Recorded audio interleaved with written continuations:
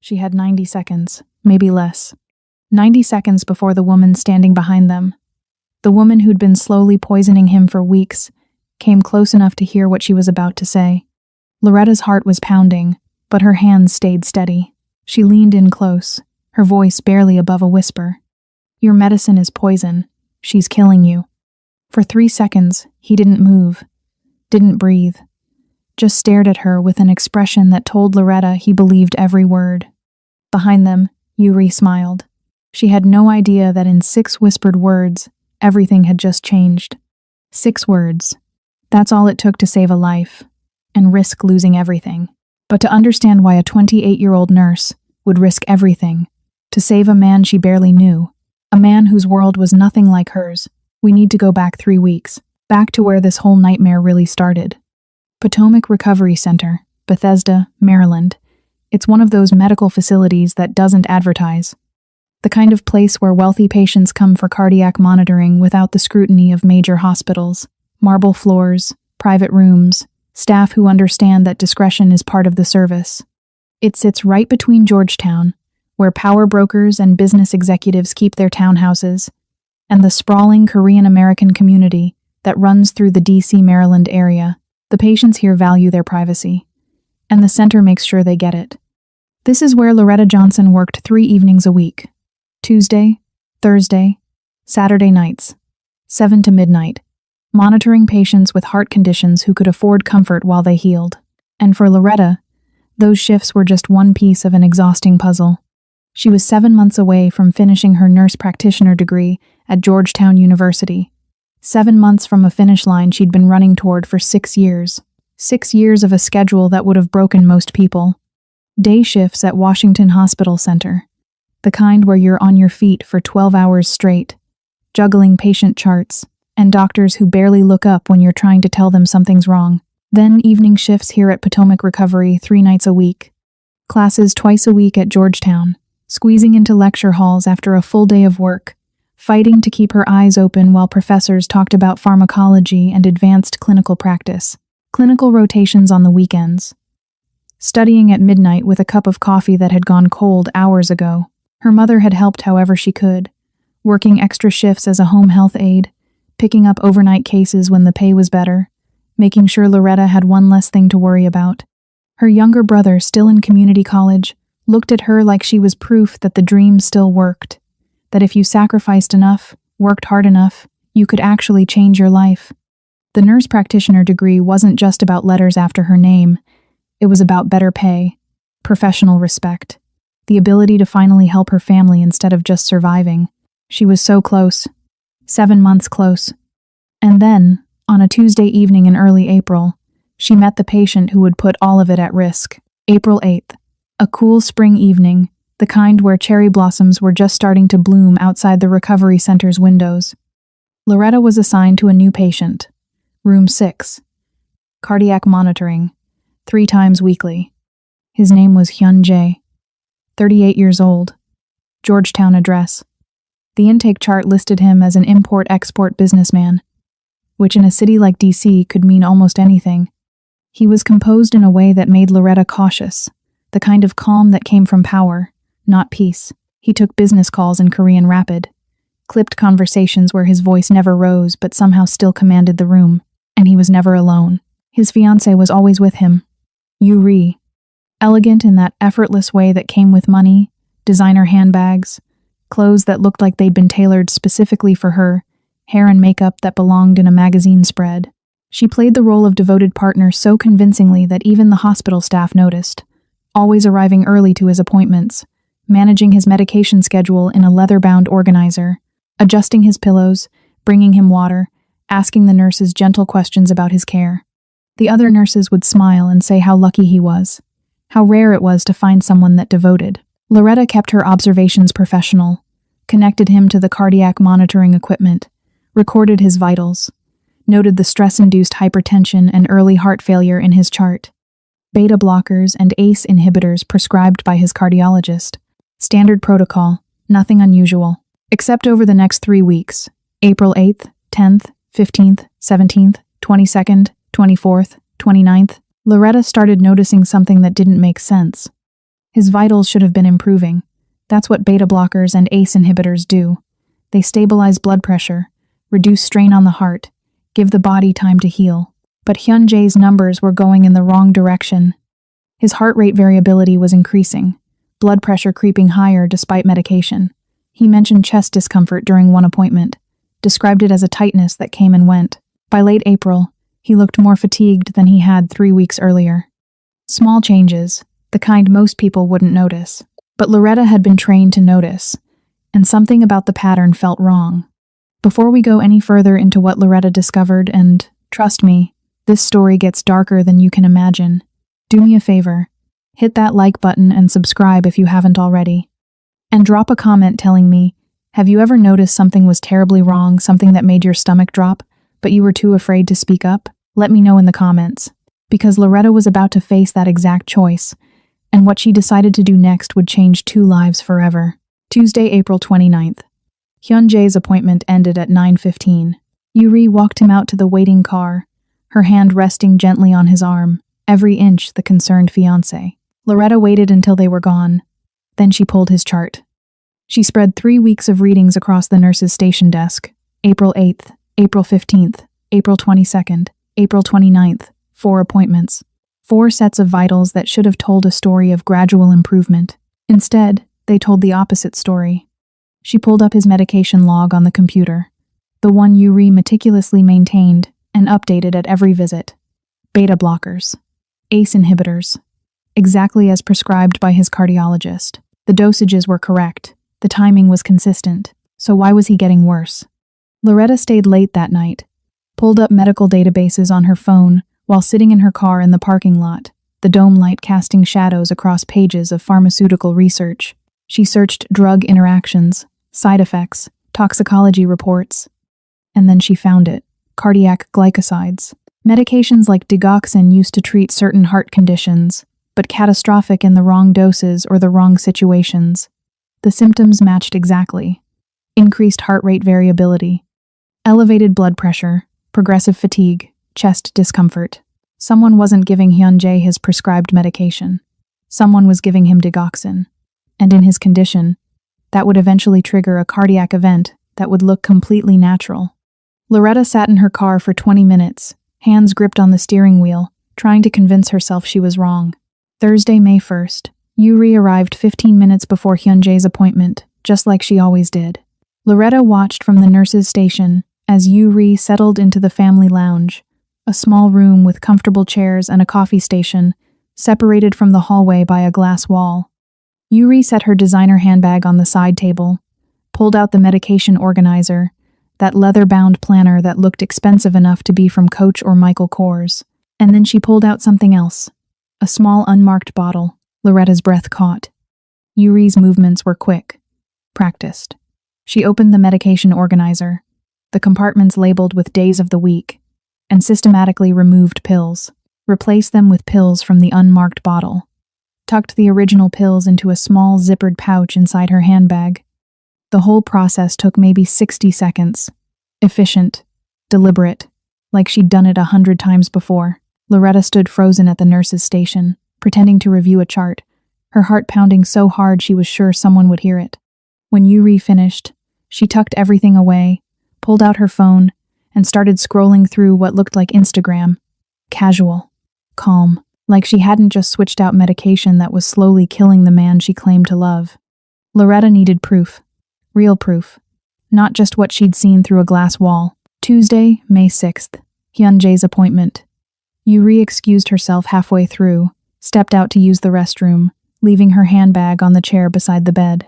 Loretta waited 30 seconds, then moved quickly. She opened the medication organizer, used her phone to photograph the pills inside, made sure the lighting was good enough to see the markings clearly, then closed it and stepped back to the monitoring equipment before Yuri returned. That night, sitting at her kitchen table with a mug of chamomile tea from the box her mother had bought her at Target, Loretta pulled up pill identification databases online. She entered the markings, the shape, the color. The results came back within seconds. Not lisinopril, not metoprolol, digoxin. Loretta closed her laptop and sat in the quiet of her apartment, the only sound the hum of the refrigerator and the distant traffic outside her window. She'd been right. Yuri was poisoning him. The weekend, May 10th and 11th, was the longest of Loretta's life. She tried to study for her upcoming exams, couldn't focus, tried to sleep, lay awake staring at the ceiling instead, running through scenarios in her head. Every option felt catastrophic. She could report it through official channels, file a concern with the medical director, trigger an investigation, but that meant testimony, scrutiny, probable termination. Her clinical supervisor already didn't like her, had called her difficult for questioning a doctor's orders last month. If she made waves now, even if she was right, she'd be the nurse who caused problems. The one hospitals quietly refused to hire. And if she was wrong, if there was some explanation she hadn't considered, she'd be fired for making reckless accusations against a patient's family member. Her degree, 7 months away, would become meaningless. No one hires a nurse with a termination on their record. But if she was right and did nothing, she'd be watching a man die. Slowly, deliberately, while she stood by and let it happen. And then there was the other fear. The one she didn't want to name, but couldn't ignore. Hyun-jae's security guards, the way the staff deferred to him. The business calls in Korean that sounded like someone giving orders, not taking them. If his world was as dangerous as it seemed, and she went public with accusations against his fiancé, what would happen to her? Loretta thought about her grandmother. 16 years ago now. But the memory was still sharp. A medication error at the nursing home.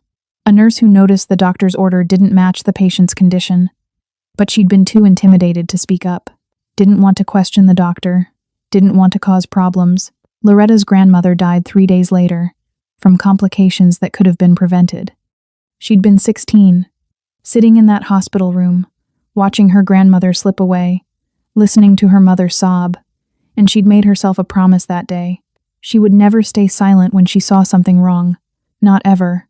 That promise had guided her through nursing school, through difficult shifts where she'd advocated for patients even when doctors rolled their eyes, through moments where speaking up cost her professionally, and now that promise was about to cost her everything she'd worked for.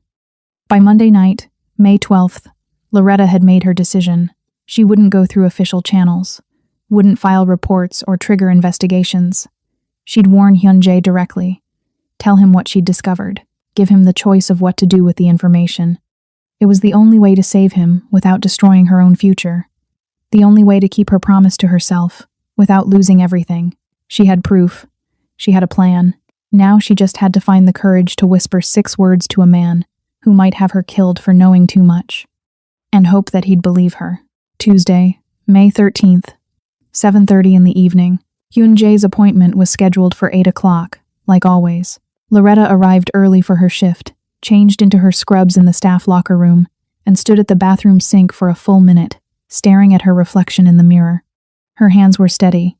That surprised her. By 8:05, Hyun-jae was settled in room 6. Yuri in her usual spot, the chair beside the bed, handbag at her feet, already pulling out the medication organizer. Loretta connected him to the cardiac monitoring equipment, blood pressure cuff, pulse oximeter, heart rate monitor. Her movements were automatic, professional. She'd done this 1,000 times. But tonight, the air in the room felt different. Heavy. Like the moments before a thunderstorm breaks. Yuri watched her with that pleasant, polite expression she always wore. Made small talk about the weather, about traffic on the Beltway, about how grateful she was for the excellent care Hyun-jae was receiving. Loretta smiled and nodded, and felt her heartbeat pounding in her ears. And then, at 8:17, Yuri's phone rang. She glanced at the screen, her expression shifting slightly. "I'm sorry. I need to take this." Her voice was apologetic as she stood, already moving toward the door. "Work emergency." She stepped into the hallway, the door closing softly behind her. Through the glass panel, Loretta could see her phone pressed to her ear, still visible, still watching the room, but far enough away that she wouldn't hear a quiet conversation. 90 seconds, maybe less. Loretta moved to adjust the blood pressure cuff, her hands gentle on Hyun-jae's arm. She leaned close, her voice barely above a whisper. "Your medicine is poison. She's killing you." Hyun-jae's entire body went still. Not the kind of stillness that comes from surprise, the kind that comes from someone who's just had their world rearranged and is calculating every possible response in the span of a heartbeat. His eyes sharpened, The shift from composed patient to something else, something lethal and focused, happened so fast Loretta almost stepped back. For 3 seconds, he didn't breathe, just stared at her with an intensity that made her feel like he was seeing straight through to her intentions, her fears, her proof. Then he nodded, once, almost imperceptibly. In the hallway, Yuri finished her call. She tucked her phone into her coat pocket and turned back toward the room, her expression pleasant again, completely unchanged. She pushed open the door and smiled at them. Sorry about that. Where were we? Loretta stepped back to the monitoring equipment, her voice steady. Blood pressure is looking stable tonight. Yuri settled back into her chair, pulled out her phone and started scrolling, probably Instagram or Pinterest. Something to pass the time during the appointment. She had no idea that in 6 whispered words, everything had just changed. For Hyunjae, the world had shattered. The woman sitting 3 feet away from him, the woman he'd trusted with his medications, with his vulnerability during illness, with access to his life when he was at his weakest, was systematically killing him. But he didn't react, didn't flinch, didn't give Yuri any reason to suspect that something had shifted. Years of navigating dangerous situations had taught him one critical lesson: never show your hand until you're ready to strike. So he sat quietly, made appropriate responses when Yuri spoke to him, and let his mind work through the implications, while his face remained calm. Over the next 3 appointments, Thursday, May 16th, Saturday, May 18th, Tuesday, May 20th, Hyunjae and Loretta executed their quiet plan. When Yuri stepped out, bathroom breaks, phone calls, a quick trip to the hospital coffee shop for a latte, they talked in hushed, urgent voices. Hyunjae started palming the pills Yuri gave him, slipping them into his pocket instead of swallowing them, disposing of them later, flushing them down the toilet at home when she wasn't watching. Loretta provided his actual prescribed medication during appointments, beta blockers and ACE inhibitors measured out in careful doses, hidden inside routine equipment checks, slipped to him in moments when Yuri's attention was elsewhere. To everyone else, Hyunjae appeared to be declining further. He let himself look more fatigued, moved a little slower. During the May 18th appointment, he slurred his words slightly when answering the physician's questions, just enough to seem concerning.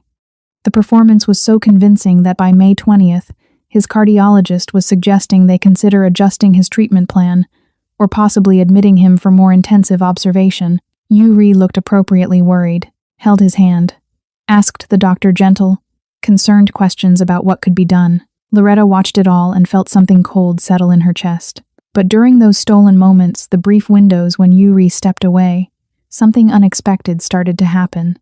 Hyunjae talked to Loretta, really talked, not only about the poisoning, or the plan, or the evidence, about loneliness. He told her what it was like to be surrounded by people, but known by no one, to have power and wealth and respect, but no one he could be honest with.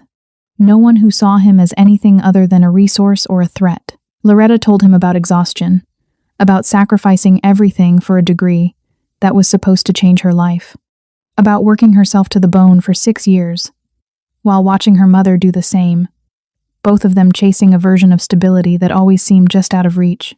They recognized something in each other, a kind of profound loneliness that had nothing to do with being alone, and everything to do with never being truly seen.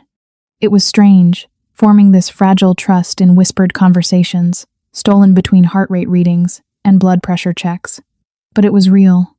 While Loretta documented medical evidence, photographing pill bottles, recording vitals, building a paper trail that could save Hyunjae's life if it came to that, he was conducting his own investigation. He had resources, contacts in Seoul, people who owed him favors. He started tracing Yuri's background, her family, her brother's sudden gambling debts that had appeared out of nowhere 14 months ago, the communications patterns between her phone and numbers registered in South Korea. Piece by piece, he started building a picture of why the woman he'd planned to marry had decided he needed to die.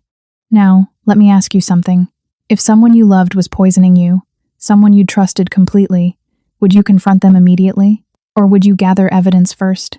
Make sure you understood the full scope of the betrayal before you acted.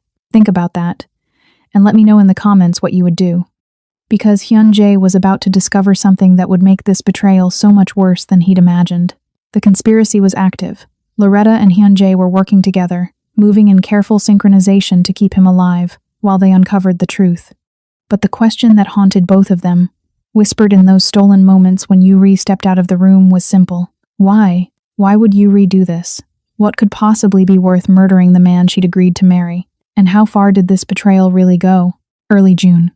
3 weeks after Loretta's whispered warning, Hyun-jae's investigation had been methodical, quiet, the kind of work that happened in encrypted messages and phone calls made from rooms where he knew he wouldn't be overheard. He had people in Seoul, contacts who understood how to ask questions without drawing attention, and slowly, carefully, they'd started pulling threads. What they found was a story that began 14 months earlier. Yuri's younger brother, Junseo, was 23 years old, a graduate student in Seoul. Smart kid, by all accounts, focused on his studies, close with his family, no history of trouble, until he started showing up at underground poker games in Gangnam. The games themselves weren't unusual. Plenty of young men in Seoul played cards for money, testing their luck and their nerve. But Junseo's debts accumulated fast. Too fast. Within 6 weeks, he owed money to people who didn't accept excuses or payment plans. What Hyun-jae's contacts discovered was that Junseo's debts hadn't been accidental. He'd been targeted, deliberately, by a rival faction that had been looking for leverage against Hyun-jae's operations in the DC area. They'd engineered Junseo's gambling losses, made sure he kept playing, made sure he kept losing. And when the debt reached a point where it couldn't be ignored, they'd made Yuri an offer. Marry Hyun-jae, provide intelligence about his business operations, or watch her brother die, and her parents lose everything they'd worked for. The engagement happened in August. Hyun-jae remembered it clearly. He'd been tired of being alone, tired of surface-level conversations and relationships built on fear or obligation. Yuri had seemed different. Educated, cultured, interested in building something real. He'd proposed because he thought maybe, finally, he'd found someone who wanted partnership, not just proximity to power. But for Yuri, the engagement had been transactional from the very beginning. A trade. Her freedom and her brother's life in exchange for access to Hyun-jae's world. She was isolated, terrified, trapped in a situation where every choice led to someone she loved getting hurt. And then, during the engagement, she met Min-ho. He was her handler, the person assigned by the rival faction to manage her, to collect the intelligence she was supposed to be gathering, to make sure she stayed compliant. But somewhere along the way, Yuri fell in love with him. It was desperate. Hidden. The kind of affair that happened in hotel rooms booked under false names, in stolen moments when Hyun-jae was traveling for business, in late-night phone calls where she convinced herself that Min-ho understood her pain. He told her he loved her, promised her they'd find a way out, made her believe that maybe, just maybe, there was an escape from the nightmare her life had become. In March, Yuri discovered she was pregnant, Min-ho's child. The timeline made it impossible to pass the baby off as Hyun-jae's. They'd stopped being intimate months earlier, his declining health, the stress of his condition, the distance that had grown between them, without either of them quite acknowledging it. Yuri was maybe 10 weeks along when she took the test, sitting in the bathroom of a CVS near DuPont Circle, hands shaking as she watched the second line appear. She had 6 weeks, maybe 8, before symptoms became harder to hide, before her body started changing in ways she couldn't explain away. When the pregnancy showed around 12 to 16 weeks, sometime in early July, her betrayal would be exposed. The rival faction would know she'd failed to remain useful. Hyun-jae would know she'd been lying all along. Junseo would be killed. Her parents would be destroyed. Every option led to catastrophe, except one. If Hyun-jae died before her pregnancy became visible, she'd inherit. As his fiancée, she was named in his will, a gesture he'd made months earlier, back when he still believed they were building a future together. The inheritance would be enough to buy Junseo's freedom from the faction, enough to start over somewhere far from all of this. She and Min-ho could leave, build a life, raise their child away from the violence and manipulation that had brought them together. The digoxin substitution would trigger a cardiac event that looked completely natural. A man with a known heart condition, dying despite treatment. Tragic, but not suspicious. No one would suspect. Yuri started switching the pills in early April. Every time she did it, guilt consumed her. But she told herself she was the victim. that she'd been forced into impossible circumstances, that she was doing what she had to do to survive. But what Yuri didn't know, what she couldn't have known, was that Minho's love had been part of the plan all along. Hyunjae's investigation revealed the cruelest truth. Minho had been assigned to seduce her, to deepen her emotional investment, to give her a reason to stay desperate enough to take extreme measures. The pregnancy hadn't been an accident. It had been calculated. Timed to force her hand, to push her toward a timeline where murder became her only solution. The rival faction wanted Hyunjae dead, and Minho's job had been to make Yuri desperate enough to do it. Every stolen moment, every whispered promise, every time he'd told her he loved her, it had all been performance. Manipulation designed to turn a terrified woman into a killer. Yuri wasn't a psychopath. She wasn't evil. She was a woman who'd been handed impossible choices and made the worst ones, who'd fallen in love with someone assigned to destroy her, who'd convinced herself that murder was survival, that she was protecting her family, that the man she was killing was just another obstacle between her and freedom. Every time she switched the pills, sitting in that family lounge at Potomac Recovery, with her leather planner and her expensive handbag, she carried the weight of it, the guilt, the fear, the desperate hope that maybe this would work. Maybe she'd finally escape. But she was never going to escape. Because the people using her had no intention of letting her go. She was a tool, expendable. And when she'd served her purpose, they would have discarded her just like they'd discarded everyone else who'd outlived their usefulness. Hyunjae sat in his Georgetown study on a Sunday evening in early June, the investigation files spread across his desk, and felt something unexpected. Not just rage, not just betrayal, pity. Yuri had tried to kill him. That was undeniable. But she'd been manipulated into it, by people far more ruthless than she'd ever be. The question now was, what to do with this information. He could destroy her, expose everything, have her arrested for attempted murder, make sure she spent decades in prison, while her family fell apart and the faction that had used her walked away clean. Or he could do something more complicated. Something that would cost him nothing, and might break the cycle of victims becoming villains. The choice was his. He made the call on Saturday evening. Yuri's voice had been bright when she answered, cheerful in that practiced way she'd perfected over the past year. "Tomorrow morning?" she'd said. "Of course, I'd love to go over the wedding plans." Sunday morning arrived cool and clear. June sunshine filtered through the tall windows of Hyunjae's Georgetown townhouse, casting long shadows across the hardwood floors of his private study. The room was elegant in an understated way. Dark wood furniture, leather chairs that looked like they belonged in a lawyer's office, bookshelves lined with volumes that were actually read, not just displayed.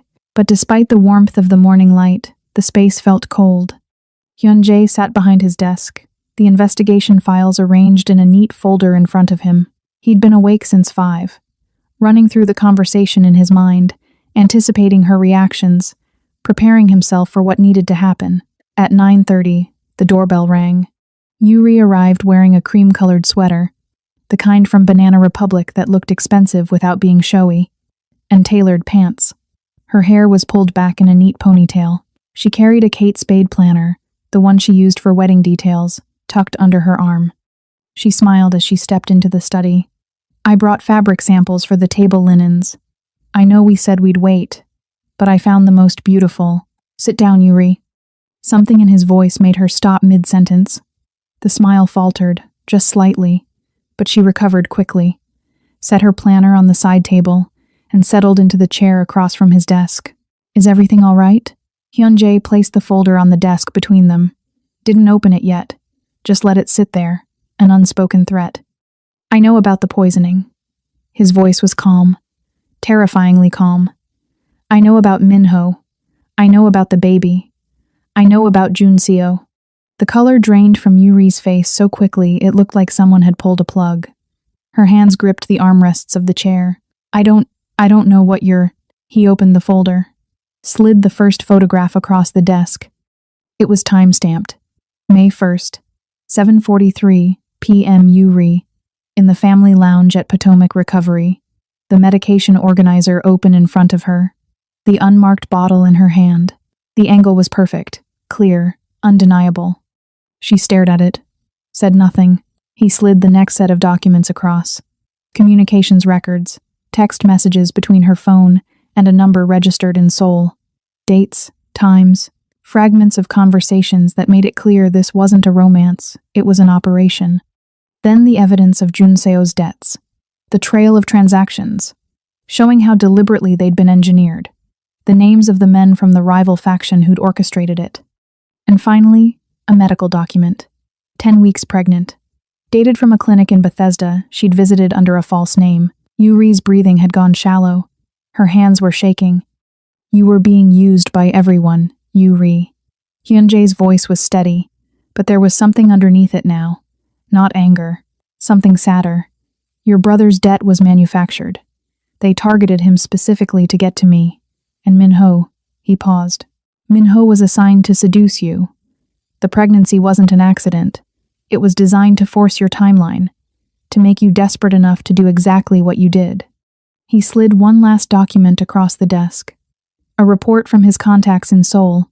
Evidence that Minho had been reporting her emotional state to the faction weekly. Detailed notes about her fears, her guilt, her growing attachment to him. Even your love was a weapon pointed at both of us. For the first time, Yuri's carefully constructed facade shattered. Not with screaming, not with denial, just a kind of hollow devastation that made her look suddenly smaller, younger, like the scared woman she'd been all along, hiding beneath expensive clothes and perfect makeup. I thought, her voice cracked. I thought he loved me. Hyunjae leaned back in his chair. The morning light caught the edge of the desk, illuminating the documents spread between them, like evidence at a trial. You have two choices, he said quietly. Face attempted murder charges, decades in prison, your family destroyed by the scandal. Junseo left to whatever the faction decides to do with him. He paused. Or you leave today. I'll wire you $500,000. Enough to buy Junseo's freedom. Enough to start over somewhere far from here. But you cut all ties with Minho. With the faction. You disappear. And you never come back. Yuri looked up at him, tears streaming down her face. Her mascara, probably Maybelline, the waterproof kind that was supposed to last, was smudging at the corners of her eyes. Why? The word came out broken. Why would you let me go? Hyunjae was quiet for a long moment. Outside, he could hear the distant sound of someone mowing their lawn, a dog barking, the ordinary sounds of a Sunday morning in Georgetown. Because the woman who saved my life taught me to see people clearly. He met Yuri's eyes. You're not evil, Yuri. You're desperate. You were used by people more ruthless than you'll ever be. He paused. And I'm tired of being part of cycles where victims become villains. Walk away. Free your brother. Build something real. By 6 o'clock that evening, Yuri was gone. A single suitcase, a wire transfer confirmation, a signed agreement, notarized that afternoon, that she would never contact him or return to the United States. Hyunjae stood in his study as the sun set, painting the room in shades of amber and shadow. The folder was still on his desk. The evidence of betrayal. The proof of mercy. He didn't feel triumph. Just a profound loneliness, mixed with something that might have been relief. The woman who'd tried to kill him was gone. And in her place was only the quiet of an empty house, and the knowledge that he'd chosen something harder than revenge. He'd chosen to let her go.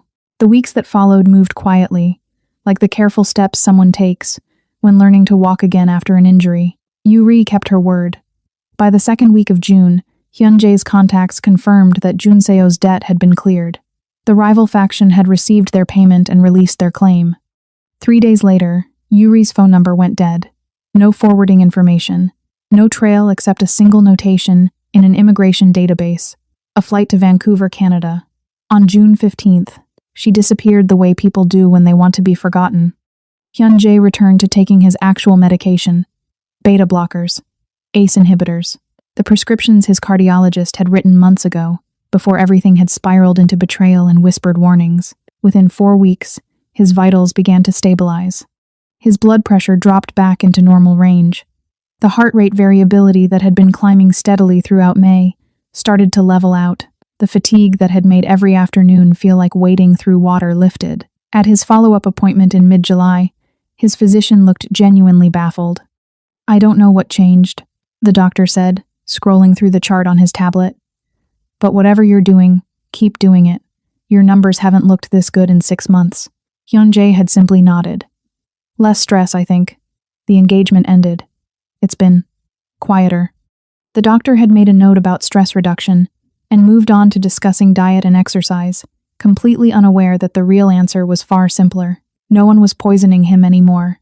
Loretta continued working her shifts at Potomac Recovery. Tuesday, Thursday, Saturday evenings, 7 to midnight. But for the first few weeks after Yuri's departure, she avoided Hyun-jae's appointments. She'd swap shifts with other nurses, cite scheduling conflicts, find reasons to be assigned to different patients. It wasn't that she regretted what she'd done. Saving his life had been the right choice. The only choice. But the intensity of it had left her drained. Every time she saw his name on the schedule, her heart rate spiked. Too much fear. Too much risk. Too many nights lying awake wondering if she'd made the right call, or if she'd just painted a target on her own back. But Hyun-jae kept coming. Tuesday and Thursday evenings, like clockwork. And he didn't make it difficult. He simply arranged his appointments to fall during her shifts, then waited to see if she'd be the one monitoring him. When she finally stopped avoiding him in late June, a Tuesday evening when she was the only nurse available, he didn't mention it. Just settled into the chair, let her connect the equipment, and asked her a question that caught her off guard. How's your exam prep going? You mentioned comprehensive exams were coming up. She'd blinked at him. You remember that? You told me during one of our conversations in May. I think it was the 16th. You said they were scheduled for September. He'd remembered, not just the exams, but the date she'd mentioned them. It became a pattern. He'd ask about her NP program, about which rotation she was dreading most, about whether she'd decided on a specialty focus yet. Small questions, thoughtful ones, the kind that showed he'd actually been listening during those whispered conversations, when they'd been conspiring to keep him alive. And then, one Saturday evening in early July, he showed up 15 minutes before his appointment with a coffee. Not from some fancy cafe. Just a medium Dunkin' Donuts iced coffee, 2 creams, 1 sugar. Her exact order from the hospital cafeteria. Thought you might need this before your shift, he'd said, setting it on the nurse's station counter. Loretta had stared at it. How did you...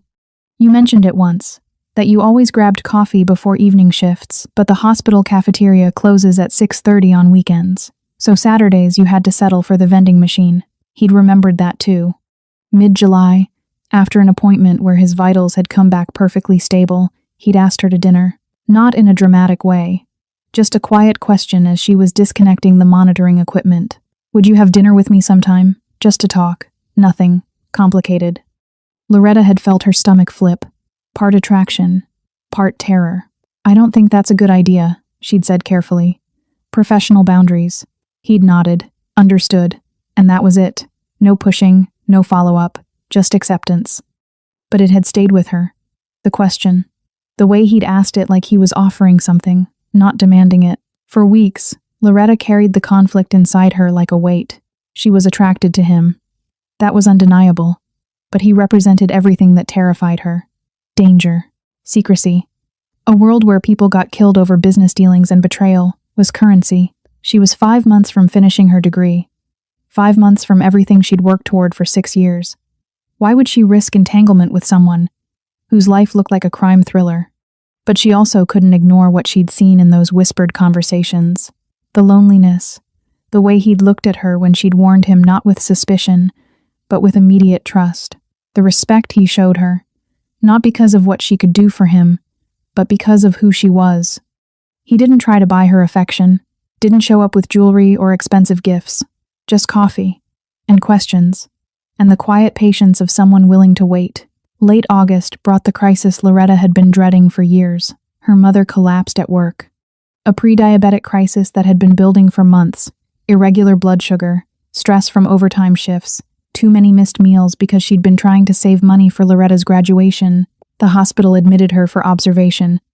Loretta spent 2 days sitting beside her bed in the same Washington hospital center where she worked day shifts, holding her mother's hand, and feeling like everything was falling apart.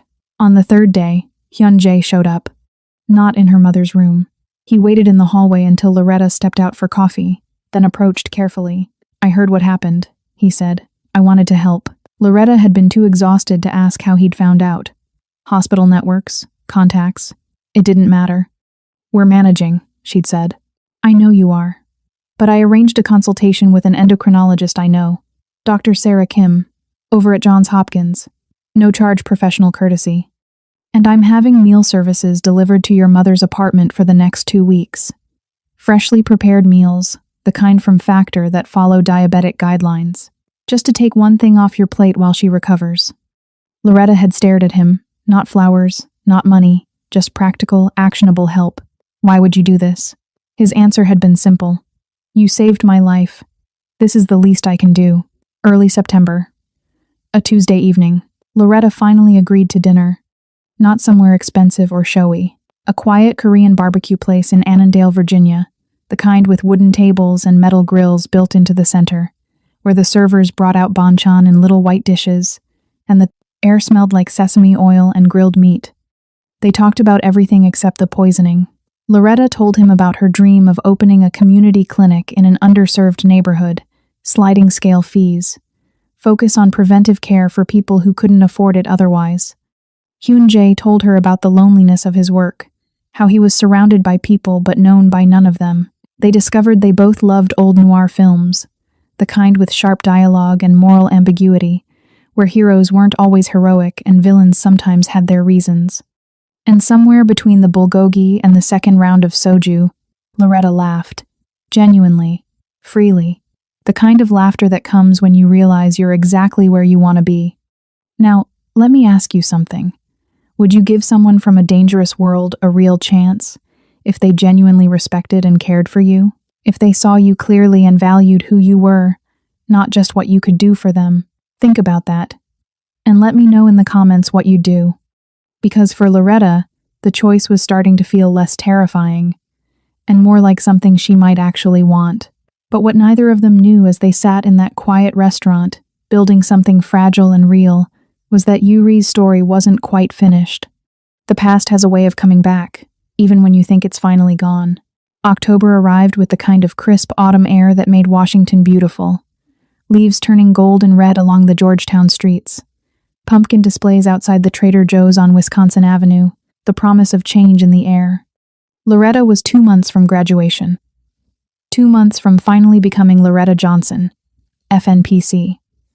2 months from everything she'd worked toward for 6 years. She and Hyun-jae had been seeing each other quietly. Dinner once a week, sometimes twice. Coffee on Sunday mornings at a little place in DuPont Circle. Nothing dramatic. Just two people learning each other's rhythms, building something careful and real. And then, on a Thursday afternoon in mid-October, the registered letter arrived. Loretta had just finished a 12-hour shift at Washington Hospital Center. She was still in her scrubs, the navy blue figs set her mother had bought her last Christmas, when she checked her mailbox and found the thick envelope with a law firm's return address embossed in the corner. She opened it standing in the hallway of her apartment building. The letterhead was from a firm in Rockville. Expensive. The kind that charged $400 an hour and had offices with marble lobbies. They were representing Yuri. The claim was simple and devastating. Loretta Johnson had made false accusations that led to the wrongful termination of Miss Yuri's engagement to their client's former fiancé, causing severe emotional distress and financial harm. Miss Yuri was seeking $500,000 in damages. And if the matter couldn't be resolved quickly, they intended to file complaints with the Maryland Board of Nursing. Professional misconduct, unauthorized access to patient records, breach of confidentiality. Loretta's hands started shaking before she finished the first page. By the following Tuesday, Yuri had leaked her version to Korean-American news outlets. The story spread quickly through community newspapers and online platforms. The angle was sympathetic and brutal. Jealous nurse destroys engagement with lies. Yuri painted herself as the victim, a devoted fiancé who'd cared for her partner through illness, only to be driven away by a nurse who developed an inappropriate attachment. No mention of poisoning. No mention of manipulation or murder attempts. Just character assassination wrapped in the language of betrayal. Loretta's photo appeared in the articles, her full name, her workplace. The comment sections exploded. People who'd never met her called her a homewrecker, accused her of using her position to manipulate vulnerable patients. demanded she be fired, prosecuted, banned from nursing. Loretta sat in her apartment that evening, laptop open to the third article featuring her face, and felt the walls closing in. This was her nightmare. An investigation by the Maryland Board of Nursing could delay her graduation in December. Even if she was eventually cleared, the stain on her record would follow her. Hospital HR departments would see the complaint when they ran background checks.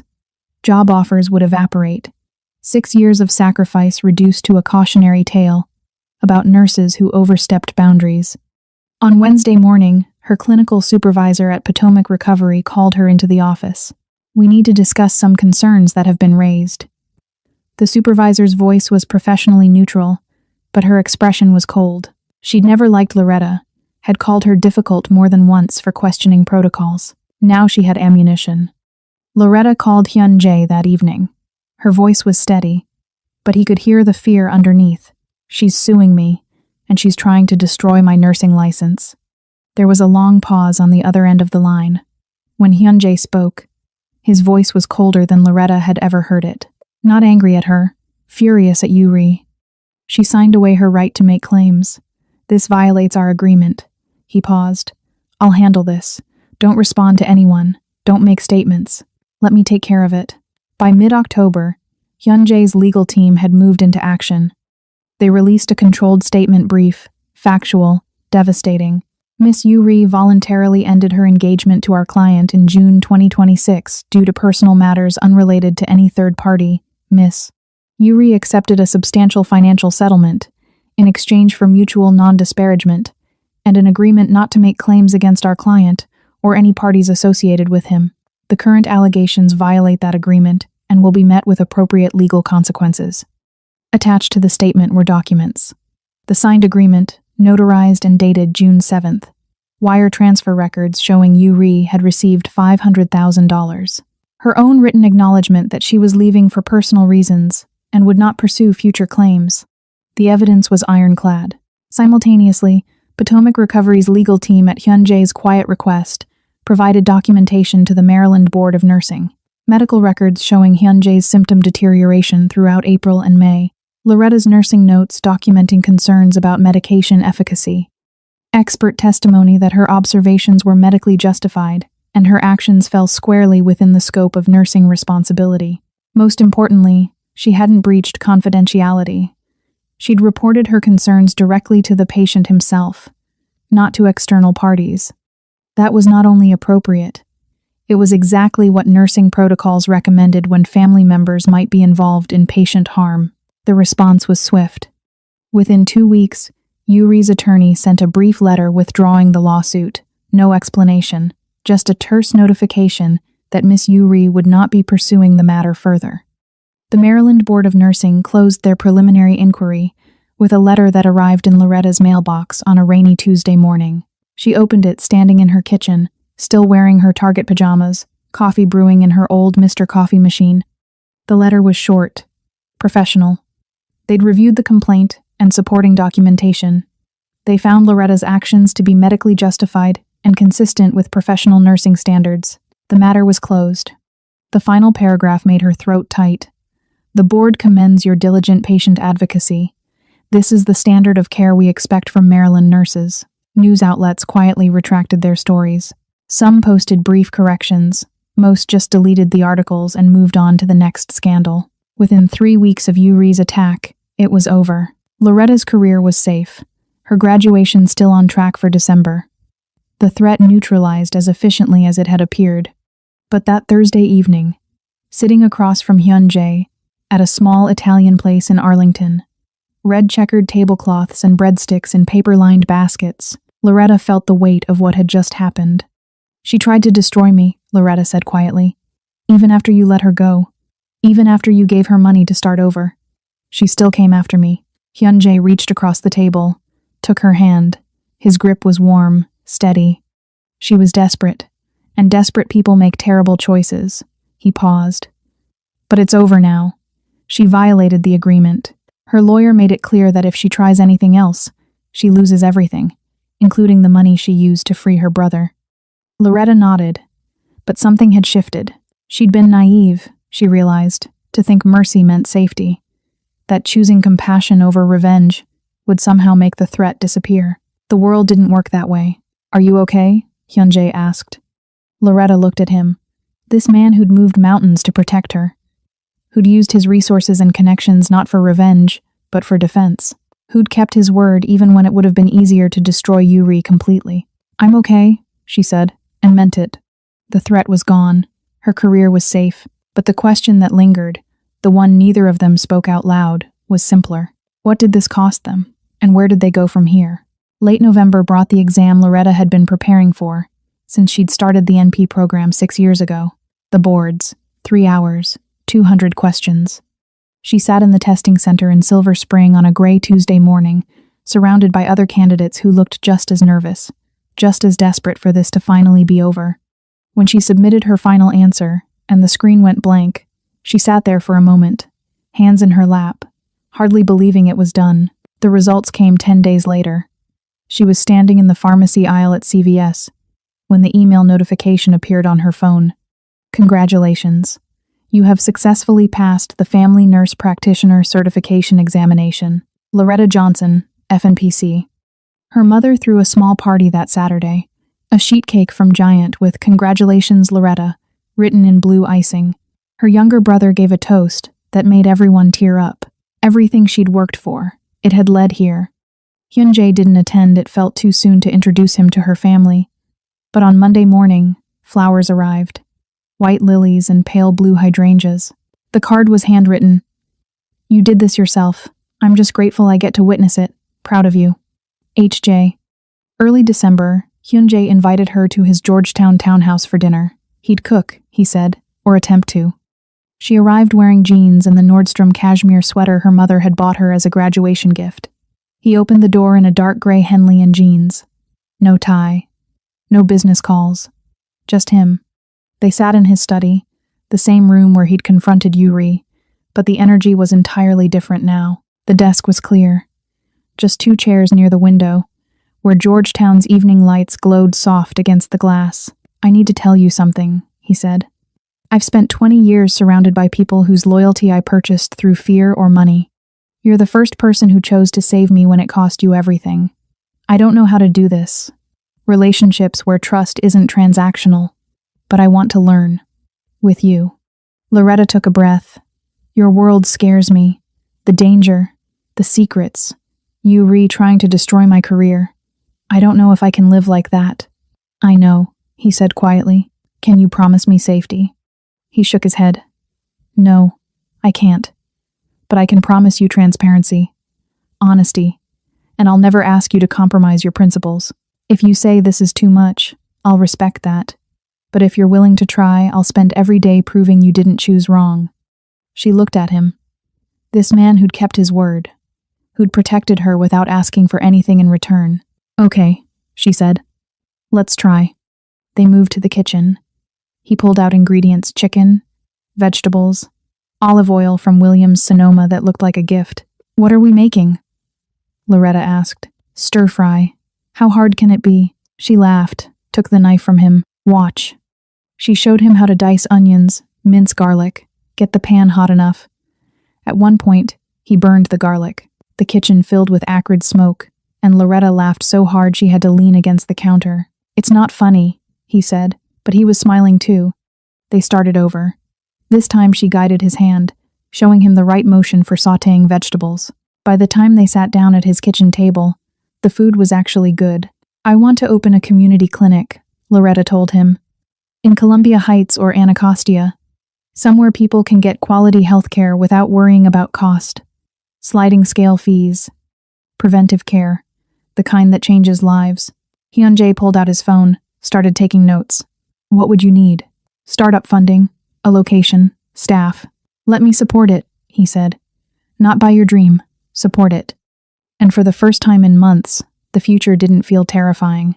It felt like possibility. 6 months later, June 2026, Loretta stood in the doorway of her community clinic in Columbia Heights. The sign above the door read, "Cornerstone Community Health." Simple, professional, hers. Hyunjae had provided startup capital as a business investment, but she maintained full control, hired her own staff, set her own policies, built exactly what she'd dreamed of.